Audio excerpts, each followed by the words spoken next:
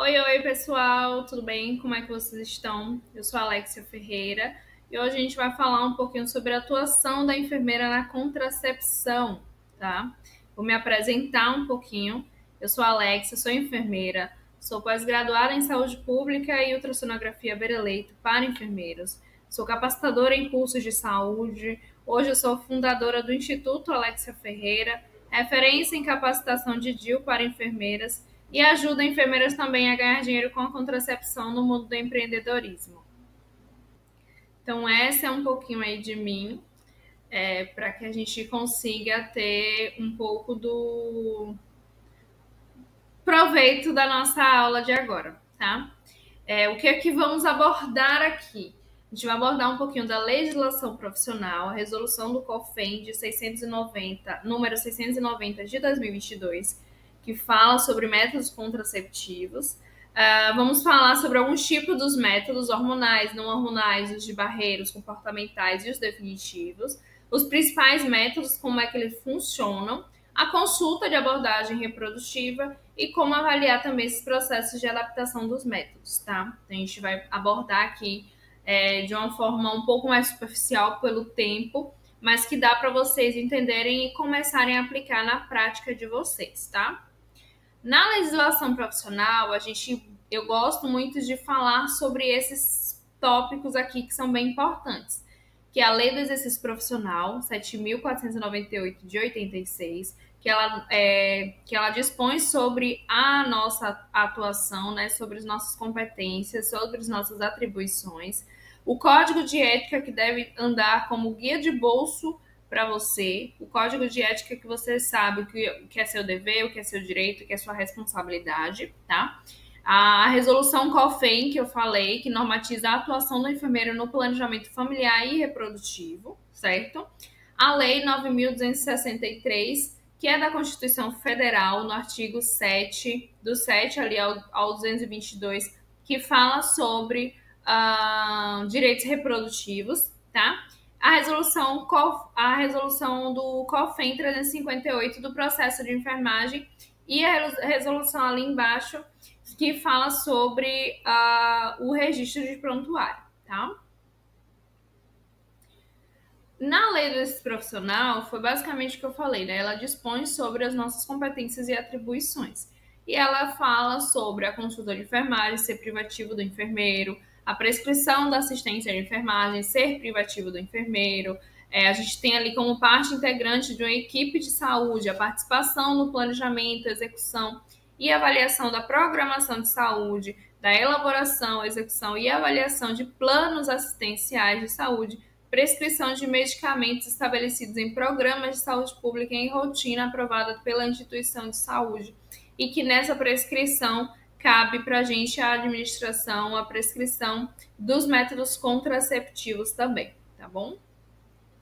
O código de ética que eu falei, que é um guia de bolso para você colocar colocar na sua bolsa e andar com ele para sempre, que fala um pouquinho aqui sobre os direitos no artigo 1, sobre exercer a enfermagem com liberdade, autonomia e ser tratado segundo os pressupostos e princípios legais, éticos e dos direitos humanos, assim como é um direito nosso aprimorar os seus conhecimentos técnicos, científicos e culturais que dão sustentação à sua prática, que é exatamente isso que você está fazendo aqui, tá? Assim como é um direito, é um dever seu também estar aqui se atualizando, entendendo todos os conhecimentos que existem, a atualização dos produtos de trabalho, né, dos serviços que você pode fazer ali mediante a sua comunidade, tá?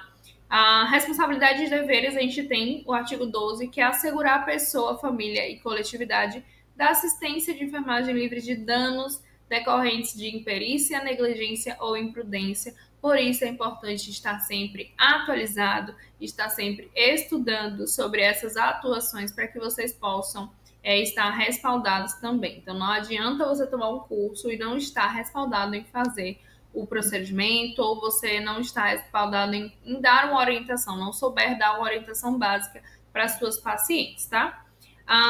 O artigo 13 fala sobre avaliar criteriosamente sua competência técnica, científica ética e legal e somente aceitar encargos ou atribuições quando capaz de desempenho seguro para si e para outro. Foi o que eu acabei de falar sobre isso. Na resolução COFEN 690 de 2022, ele fala sobre a normatização da atuação do enfermeiro no planejamento familiar e reprodutivo dentro do nosso âmbito sistema COFEN e COREN, que são o nosso conselho federal e o regional, que é o que nos ampara enquanto profissionais da enfermagem, tá?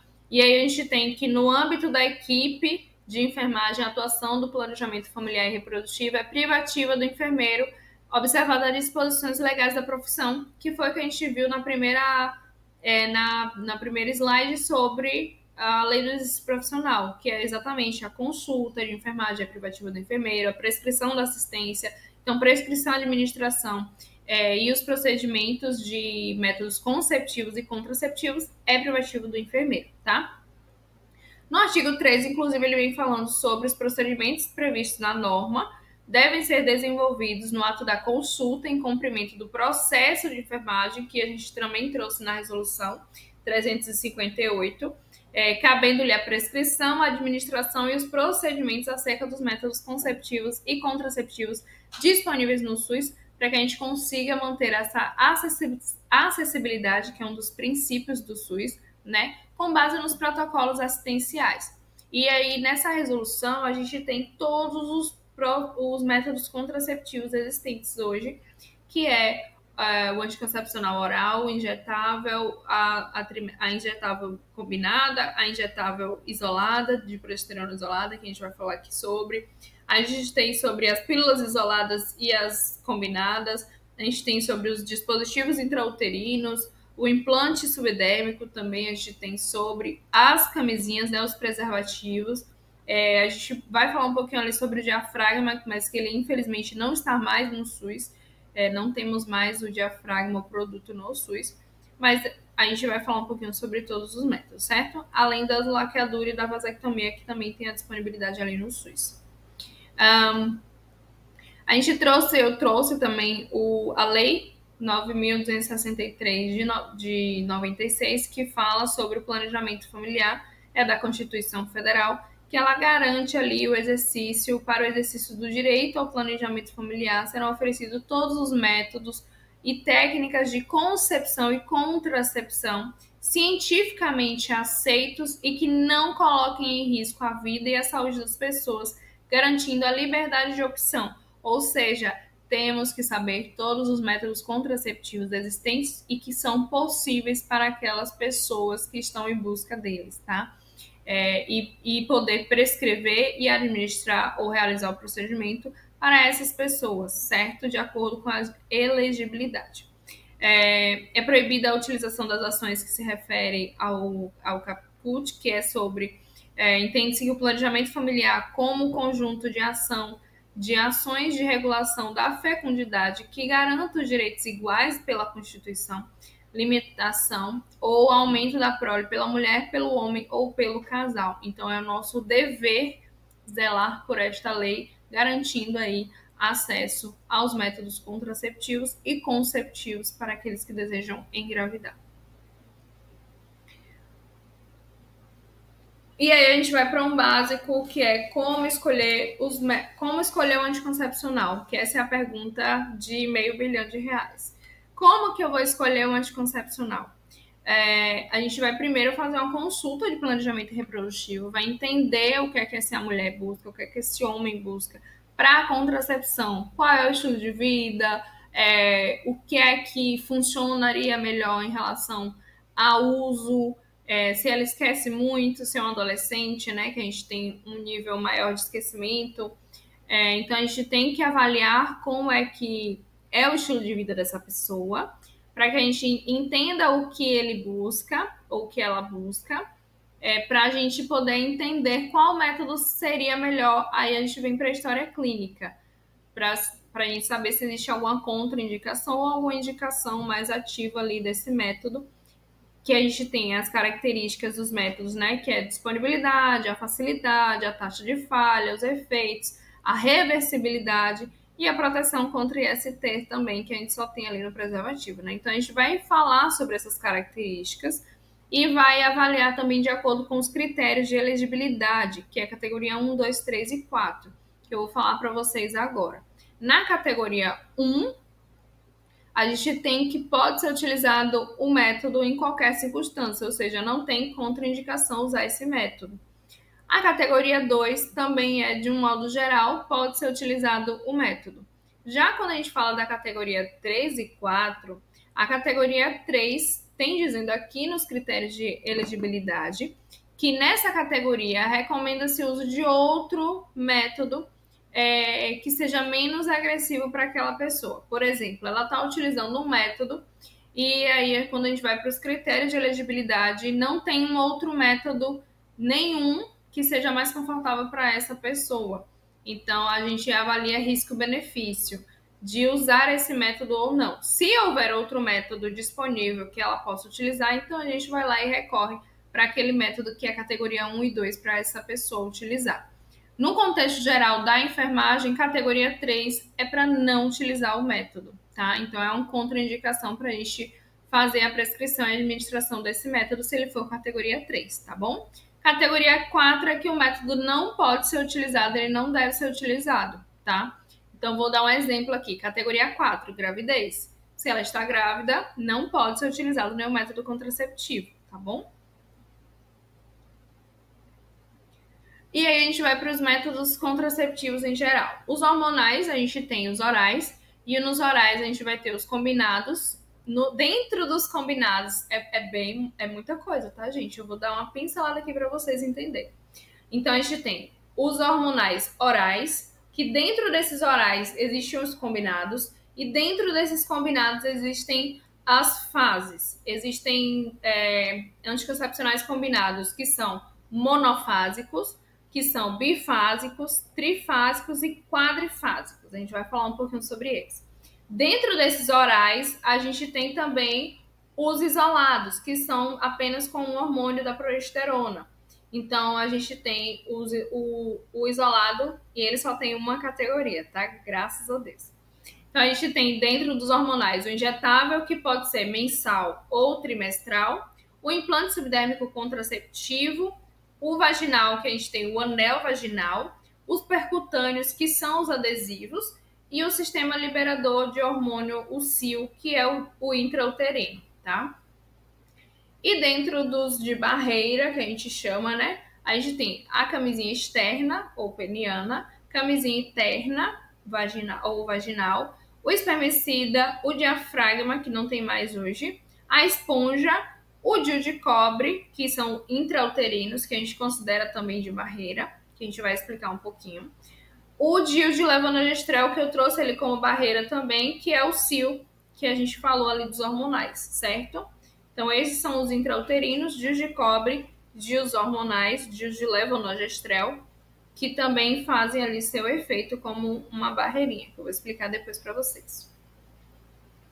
A gente tem também os métodos comportamentais. A gente tem a tabelinha, né, que é onde você faz todo o cálculo de um ciclo para idealizar, fazer um cálculo ali certo de onde mais ou menos seria um período ovulatório, onde mais ou menos seria ali o período fértil, o período de uma fase lútea, o período da fase de todo o ciclo menstrual. Então, a tabelinha é aquele entendimento do ciclo menstrual para que a mulher entenda como é que funciona e saiba se prevenir dentro daqueles dias, né? Assim como a gente pode utilizar a tabelinha para concepção, tá bom? A temperatura, que ela pode ter, que a gente chama de sintotérmica, né? Que a gente tem essa temperatura. O Billings, que pode ser o muco cervical, pode ser avaliado pelo muco cervical. Então, é basicamente pela fase do ciclo menstrual dessa mulher que a gente vai trabalhar com esses comportamentais. Então, ela precisa entender quantos dias tem o ciclo, como é o ciclo dela, para que ela consiga perceber essa diferença na temperatura dela, para saber o dia de ovulação, o dia que não estaria ovulando. O muco cervical, que ele tem fases do ciclo do nosso ciclo menstrual, ele tem fases. Então, o muco ele pode ser mais espesso, mais elástico, mais transparente, pode ser mais aguado, pode ser mais pastoso, branco. Então, a comportamental é nesse sentido de entender também ali o muco cervical, que a gente tem somente o método Billings para isso, né? Que se chama método Billings. E o sintotérmico, na verdade, são todos os três associados para que ela consiga saber em qual fase ali ela pode estar, certo? A gente tem também como método comportamental o coito interrompido, que é a interrupção da ejaculação dentro do canal vaginal, certo? Então é programado também, a pessoa geralmente ela faz o uso da tabelinha para saber quais dias ela está em risco, para que ela programe ali também aquele coito, né? E seja interrompido antes de ter a ejaculação. Sim, sabemos que eles podem ter a liberação ali de sêmen ali no líquido lubrificante, porém é considerado um método contraceptivo coito interrompido se bem feito e se a pessoa utilizar mesmo como método contraceptivo, tá? E a gente tem também os métodos definitivos, que é a vasectomia e a laqueadura, onde a gente tem ali o corte, né? O corte ou o clampeamento desses canais. No homem, a parte em que, no canal deferente, na parte em que o espermatozoide ele é liberado, né, do testículo. Na mulher, nas trompas uterinas, né, na tuba uterina ali, a gente tem algumas técnicas diferentes para a mulher nessa parte ali de fazer a laqueadura, né, que pode ser por um clampeamento que só estrangula, como o pessoal fala, né, pode ser um corte e depois um clampeamento, pode ser só a cauterização desse corte ou pode ser um clipezinho ali no meio também. Então tem essas técnicas que devem ser conversadas, não são métodos reversíveis, são métodos irreversíveis. A gente tem uma taxa assim muito baixa de reversão, então assim não deve ser vendido, né? Não deve ser divulgado como método reversível para esse casal, né? Para essa população. Então, são métodos definitivos. Aí, nenhum método é 100%, tá? Mas ainda assim, eles são métodos que não são reversíveis iguais os outros, tá bom? E aí, a gente tem os métodos disponíveis na rede de serviços do SUS, que eu trouxe para vocês, que é a pílula combinada de baixa dosagem. Tem aqui o etinitradiol 0,3 mais o levonorgestrel de 0,15. A mini pílula, que é noristesterona, de 35. A pílula de progesterona isolada, que é o desogestrel, de 75. A pílula anticoncepcional de emergência, que é o levonorgestrel de 0,75.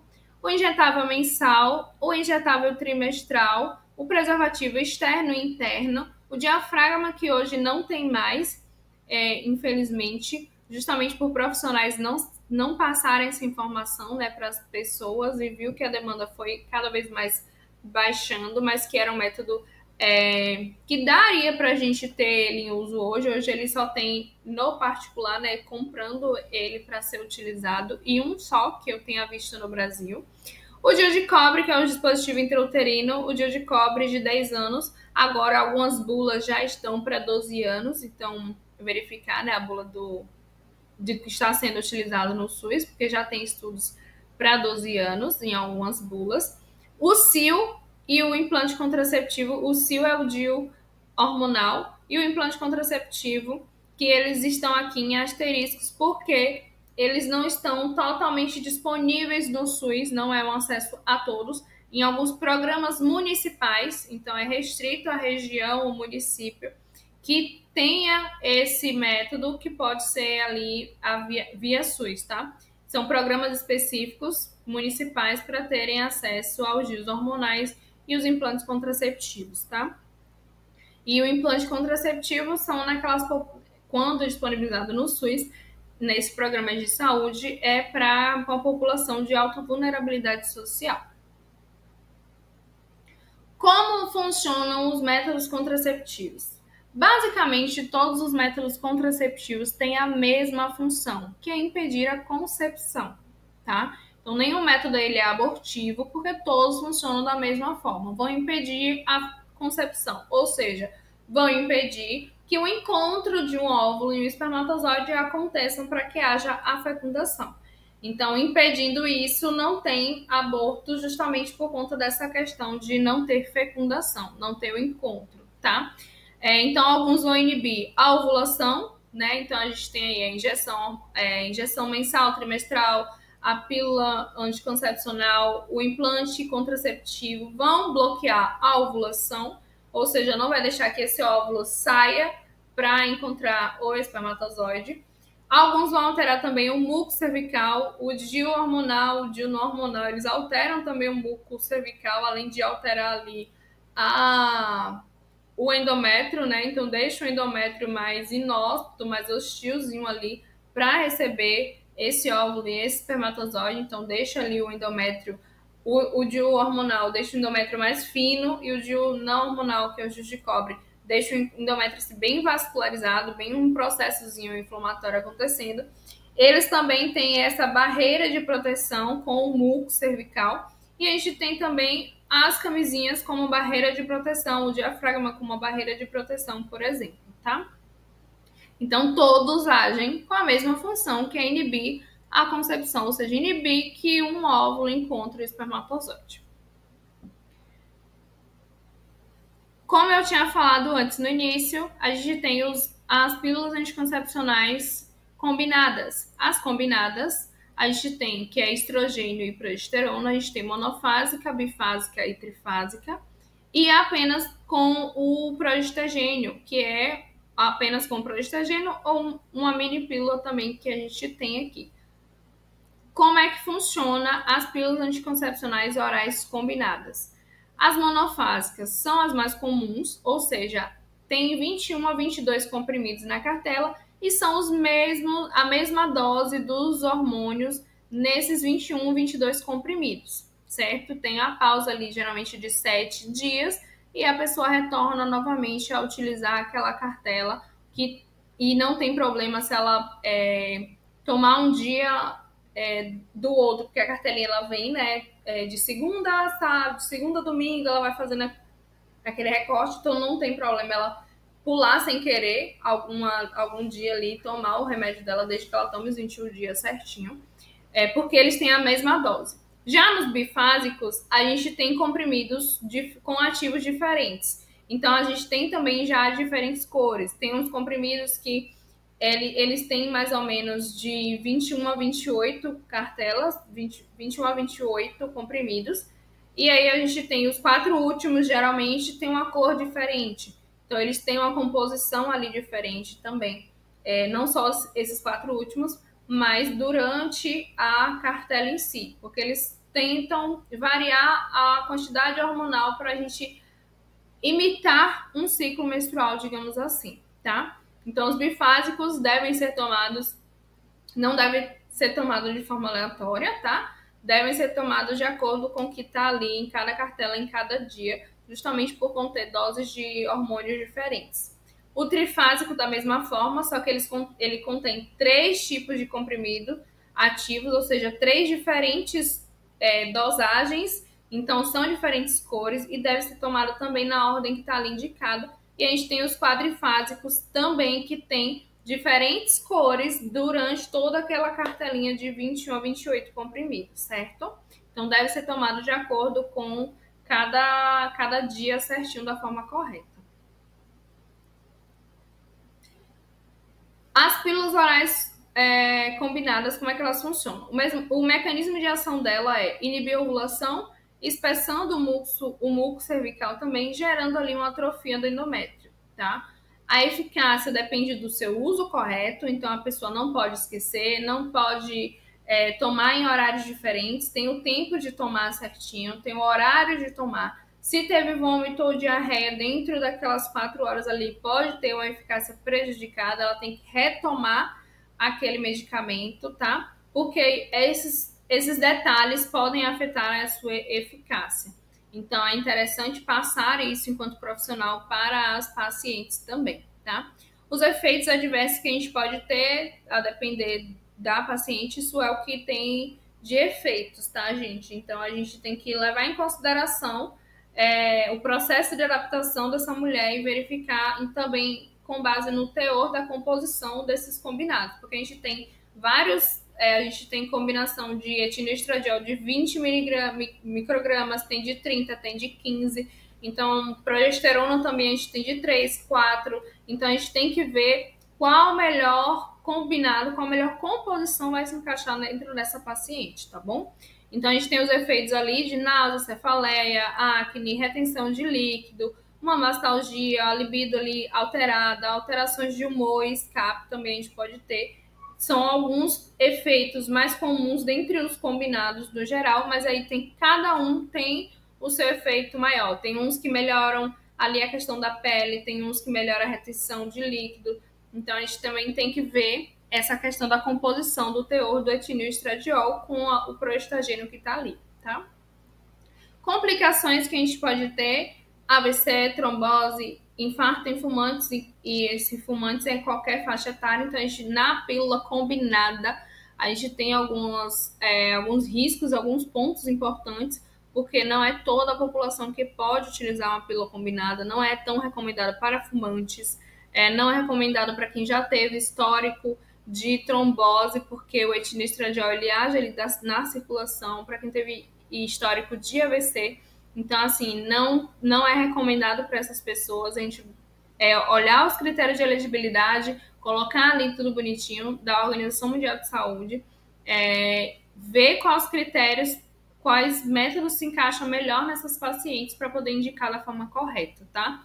Então, quem tiver alterações, circulação, de hipertensas, não devem utilizar também pílulas combinadas, tá? Então, existem essas questões porque a pílula combinada tem o etinoestradiol, que o etinoestradiol ele age ali muito no nosso sistema ali circulatório endócrino, tá? Os riscos não são recomendados para lactantes também. Pontos importantes: não retém menstruação, né? Como que a gente tem esse mito de reter a menstruação, se tem uma pausa, se não tem pausa. Não retém menstruação, nenhum método contraceptivo retém a menstruação, porque ela não acontece se a gente não tem ovulação, tá? Então, tem a leve impressão de que regula esse ciclo menstrual. Anticoncepcional não regula ciclo menstrual, tá, gente? Então, ele vai bloquear aquele ciclo, então por isso que ela acha que vai regular. E esse sangramento que as mulheres têm é sangramento de privação por conta do hormônio, tá? Pode diminuir cólicas ali de algumas mulheres, pode ser utilizado em qualquer faixa etária de acordo com a elegibilidade, tá? A fertilidade é revertida logo após que suspende o seu uso, então quando voltar ao ciclo natural dessa mulher, ela pode engravidar de acordo com a sua relação, tá? Não previne ISTs, então ele é só um método contraceptivo para prevenir gravidez e não doenças, certo? E agora a gente vai falar como que funcionam as pílulas isoladas, que é isolada somente de progesterona. Elas são cartelas com 28 ou 35 comprimidos que não tem pausa, tá? São feitos de uso contínuo para a mulher não ter essa pausa da cartela. Então, é uma cartela emendada na outra, são usos contínuos, tá? O mecanismo de ação é basicamente o mesmo da pílula combinada, no grosso modo. Vai impedir a ovulação, vai espessar o muco cervical, também vai gerar uma atrofia ali do endométrio, tá? Depende também do uso correto, então tomar todo dia no mesmo horário, não falhar, né? Não ter aquela questão de um vômito, uma diarreia dentro dessas 4 horas, ter que repetir o medicamento. E tem eficácia boa para lactantes. Lactantes podem utilizar progesterona, tá? Não interfere na produção de leite nem nada disso. Ela pode utilizar ali na progesterona. A gente tem uma questão das pílulas isoladas, que é a mini pílula, né? Que é noresterona, que ela é para ser utilizada em mulheres que estão amamentando, tá? A pílula isolada de progestagênio, como desodestrel, como drosperinona, que não seja noresterona, ela pode ser utilizada em mulheres que não estão amamentando. Agora, a noresterona só deve ser utilizada por mulheres que estão amamentando e a amamentação exclusiva, tá bom? Efeitos adversos que a gente pode ter, basicamente quase iguais aos mesmos da pílula combinada: cefaleia, acne, retenção de líquido, mastalgia, escapes, sangramentos incomuns para não lactantes, porque ela mexe ali com a atrofia do endométrio, então pode ter um sangramento ali de escape, mais recorrente do que a pílula combinada, porque na pílula combinada é o etino e estradiol quem controla o sangramento, tá? Os riscos que a gente tem é a falha do método, a possibilidade de gravidez ectópica comparada a alguns outros métodos, isso de acordo com o manual do caderno de atenção, tá? Pontos importantes, podem ser utilizados por lactantes a partir de 6 semanas após o parto. A quantidade e a qualidade do leite não são prejudicados, então esse é um método que pode ser utilizado, a progesterona em si pode ser utilizado. Não apresenta efeitos colaterais do estrogênio e não protege também contra as ISTs. Aí a gente tem as injeções. A injeção a gente é um combinado, então é uma etinistradiol com uma progesterona, né? Um estrogênio com a progesterona. Esse aqui é o mensal, então usa de 30 dias, né? 28 dias, a gente bota assim 30 dias para que ela consiga fazer o uso correto com ou sem sangramento, tá? Então o mecanismo de ação é inibir a ovulação, espessar o muco cervical, gerar atrofia no endométrio. Depende do uso correto, ou seja, depende da sua aplicação. A aplicação é intramuscular profunda, não pode deixar vazar nenhum líquido, porque se vazar qualquer líquido nessa injeção, ela pode também ter ali a falha do método, porque a injeção não foi completa, então tem que ser reaplicada, tá? Então, ela precisa fazer o uso da injeção, fez uso hoje, daqui a 30 dias ela vai lá e faz com ou sem menstruação. A gente pode fazer até 3 dias antes e até 3 dias depois para injeção mensal, mas o recomendado é você falar com essa paciente que são 30 dias independente de sangramento ou não, tá? Se for um final de semana, vai cair completa o 30 dias em um domingo, ela vai no postinho lá na sexta ou na segunda-feira, não tem problema, ela pode fazer isso, tá? Então, deixar isso bem orientado para essas mulheres. Efeitos adversos comuns que a gente tem, cefaleia, acne, retenção de líquido, mastalgia, escapes, sangramentos incomuns e náuseas, que também pode acontecer dentro desses processos de adaptação de no mínimo uns 3 meses, tá? Os riscos do uso em lactantes deve ser evitado até o 6º mês pós-parto, porque ele é um combinado, então a gente tem um risco maior ali de trombose nesse quesito, que é por conta do estrogênio, tá? Evitar, justamente porque eu falei, né, do risco de trombose, até os 21 dias ali pós-parto. Fumantes têm risco de AVC e trombose, porque a gente já tinha conversado sobre métodos combinados. Quando a gente fala de métodos combinados, a injeção mensal entra nele porque tem estrogênio e progesterona junto, tá? Os pontos importantes podem diminuir cólica, a fertilidade retoma mais rápido do que as trimestrais, né? Porque sai de um mês. E o padrão menstrual tem menor alteração comparada também ao trimestral em relação a sangramento, tá? Não é padrão menstrual de fluxo. A injeção trimestral ela é só progesterona, ela é de uso de 90 dias, então ela tem a duração de 3 meses. O mecanismo é o mesmo de ação, também depende do uso correto da usuária, então ela tem que tomar de 3 em 3 meses naquela data certinha. Os efeitos adversos que podem acontecer são as alterações menstruais, sem ciclos, né?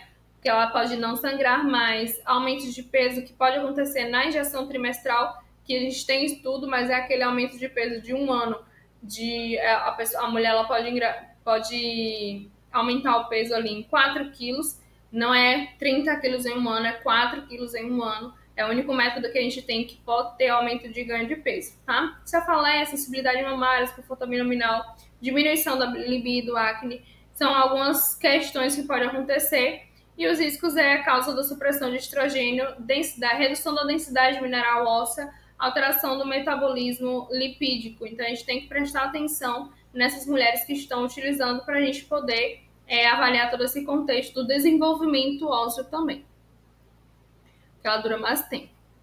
Aí a gente vai para o implante contraceptivo subdérmico, que é um bastonetezinho, que tem mais ou menos 4 centímetros.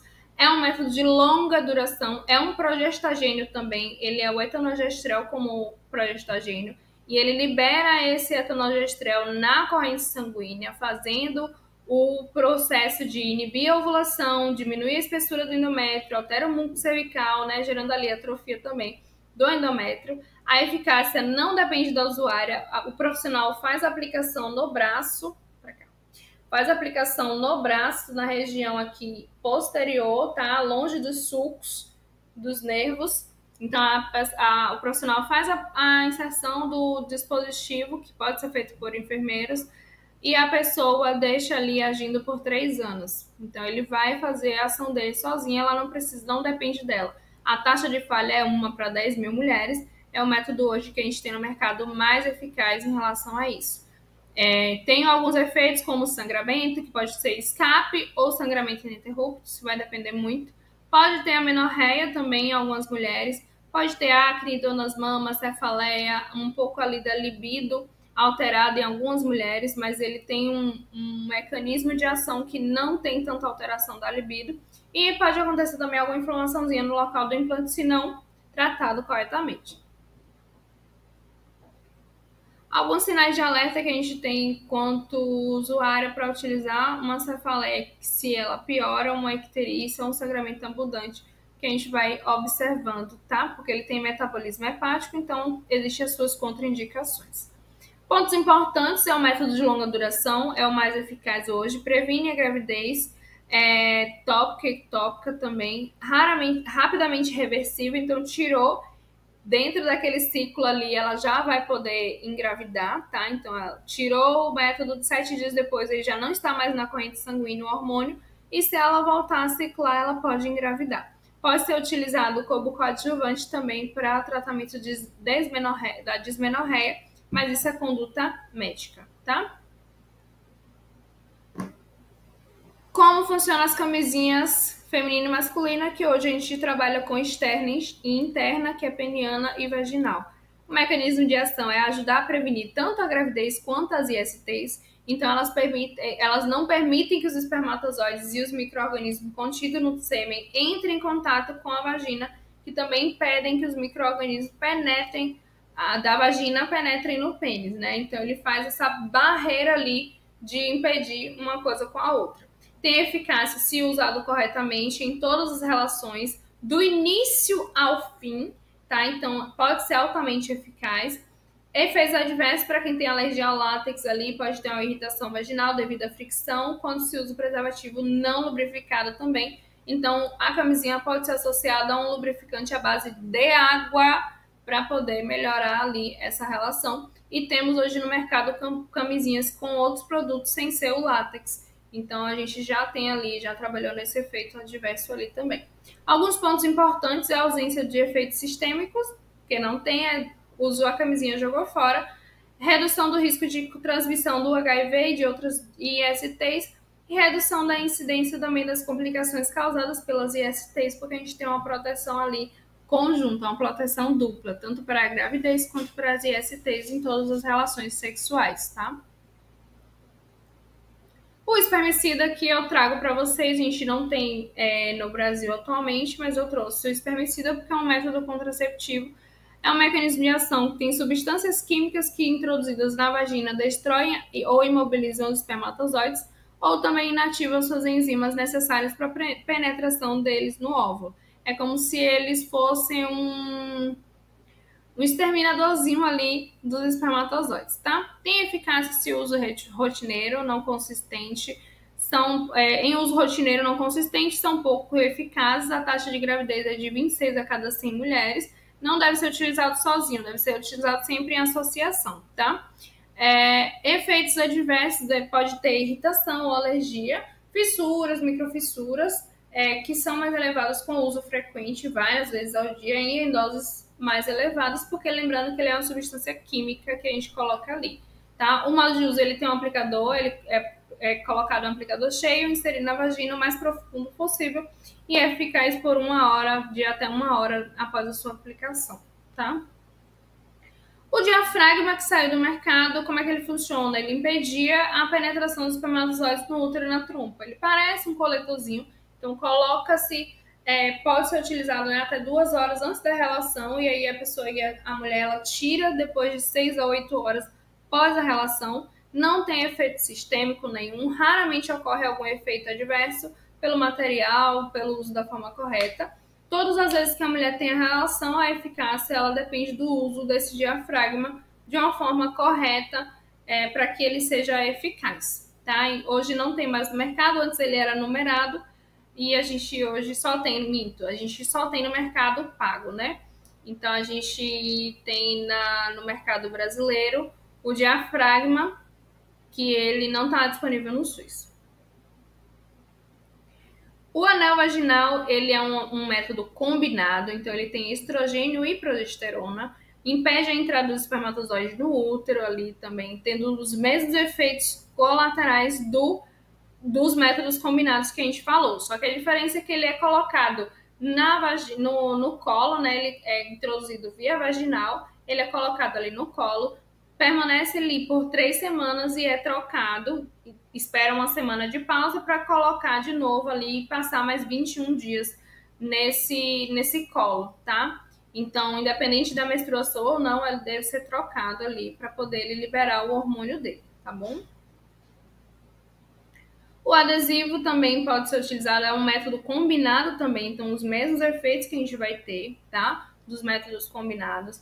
Só que a diferença é que ele vai ser colocado em qualquer parte do corpo, ele é um adesivo, e ele vai liberar ali o hormônio para fazer esse efeito sistêmico também, tá? Deve ser colocado um adesivo por semana na pele, até completar as 3 semanas para folgar 21 dias, né? Digamos assim, até completar 21 dias.